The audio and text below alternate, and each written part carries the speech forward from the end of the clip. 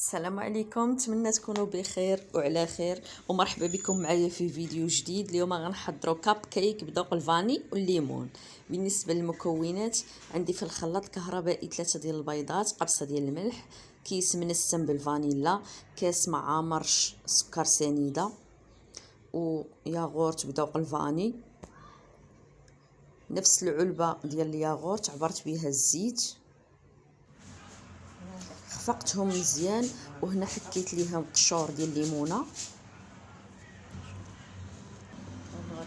وغنضيف الدقيق مغربل مع 2 كيس ديال خميره الحلوى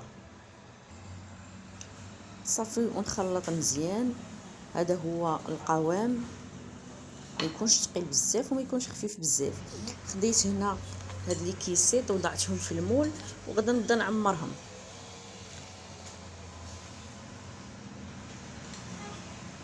تحاولوا ما تعمروهمش مزيان، قياس هكاك 2 معالق وشي حاجه باش تخليو ليهم واحد الجزء فين ينتفخوا باش ما يسيلوش لكم مع الجناب. عمرتهم كاملين ودخلتهم الفران يطيبوا. هادو هما لي كاب كيك ولا لي مادلين. شوفوا من بعد ما طابوا كيفاش تيجيو طيبين مزيان ومنسمين وخفاف. توجدوهم هكا حتى الوليدات الكوتي المدرسه.